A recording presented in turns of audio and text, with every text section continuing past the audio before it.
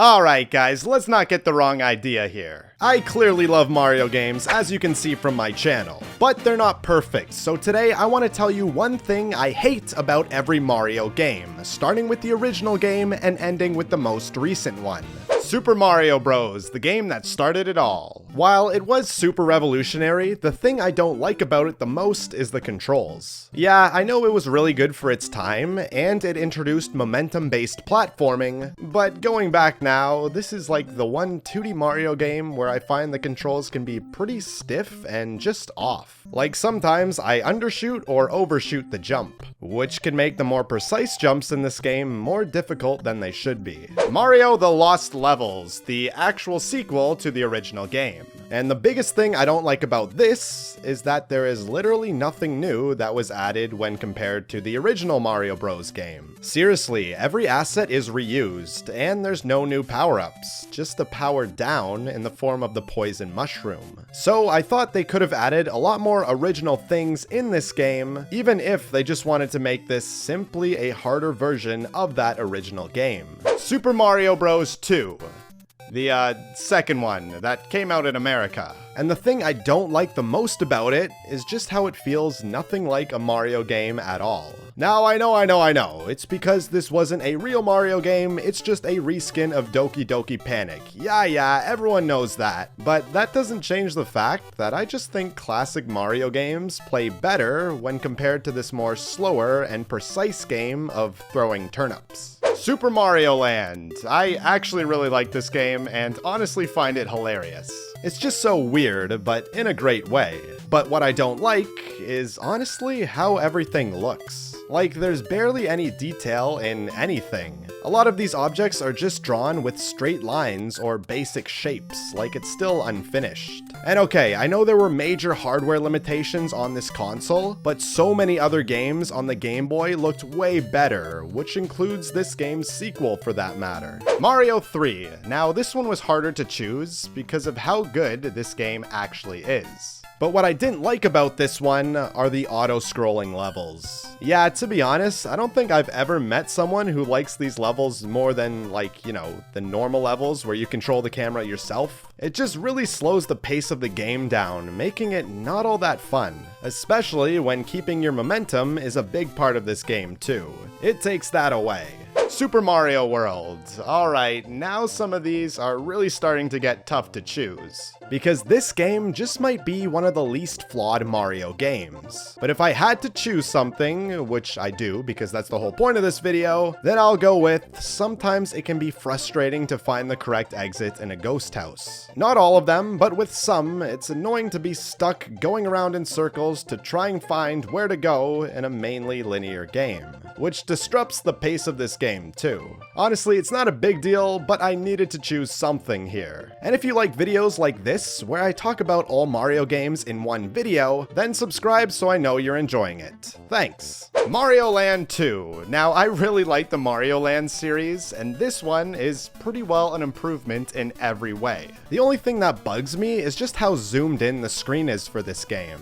This is because of hardware limitations, but still, it's hard to get a good view of your surroundings and where other enemies are sometimes with this restriction, which can lead to not knowing where you'll land or enemies unexpectedly coming out of nowhere. Mario 64. Now, okay, I really love this game, like literally it's my favorite Mario game, I don't care what you say. But one thing I can admit isn't the greatest is the camera. Yeah, it can be a pain. It gets stuck on objects, you can't like fully control it, and in many tight spaces, it's just hard to see where you are, you know? Like in many cases, other objects just get in the way of it. So it can get annoying sometimes in this game, just fighting with the camera to just simply see where you're going. That's it though, this game is perfect in every other way. Mario Sunshine.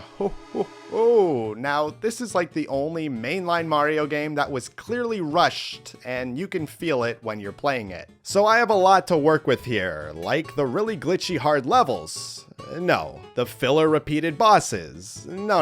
I'm gonna go with something I can't stand in this game, so I just never do it. It's the blue coins. Yeah, I hate them. I never bothered to collect them. Basically, instead of having 120 stars like other Mario games, this one only has 96, and the other 24 were from blue coins. So you have to find 240 blue coins that are randomly scattered in all the levels to get all the shine sprites. Yeah, I'll pass. The original New Super Mario Bros. Game on the DS, i.e. the only actual new one. All in all, it was a very fun experience playing through the game. However, the most disappointing part of it was definitely the final boss fight, as they literally just combined all the Bowser Jr. fights with all the Bowser fights, and that's it. If you're good, you can even kill him in just one hit by hitting this switch. This is the only New Super Mario Bros. Game where they don't do something crazy for the final Bowser fight, which wasn't the greatest end to this game.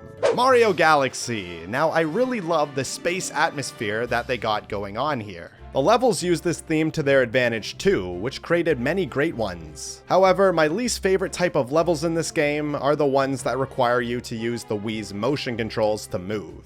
Yup, you know Nintendo, they always have to shove their console's gimmick in the mainline Mario game. I mean, these levels aren't even that bad, to be honest, they're more just really annoying. Especially when you compare them to the rest of the game that controls great, and then there's these levels with really weird and imprecise controls. New Super Mario Bros. Wii, the game that introduced co-op in a 2D Mario game for the first time. And this is probably what I don't like the most about it, specifically 4-player co-op. Because it is way too chaotic sometimes, like to a very annoying degree. The other players will always get in your way, they'll push you, or they can even throw you too. And then the screen will usually leave behind a player as well, which isn't fun for him. If you're just looking for chaos, then this mode can be fun, but overall the other players serve more of a hindrance than a benefit. Mario Galaxy 2, a game that's just more Mario Galaxy. But what did actually bother me the most is the atmosphere in this game, especially compared to the original Galaxy. This one may be harder to get what I'm saying, but bear with me. Compared to the first Galaxy game, there's a lot more cloud backgrounds here, and a lot of these levels don't feel like actual planets that creatures would live on. They're more just like a bunch of platforms placed in a void for a level. It's like the world building was really off this time. It made you feel like you weren't exploring galaxies in space, but rather just playing Mario 3D Land. It's a subtle thing, but because of it, I was way less immersed in this game's atmosphere compared to the original one. Mario 3D Land, the first brand new 3D Mario game on a handheld. And it was fun, it was great, but the thing I don't like about this is just how forgettable this whole game was. Like, all the level themes here were pretty generic, and there weren't any central world themes, so the levels were just kinda scattered in a random order.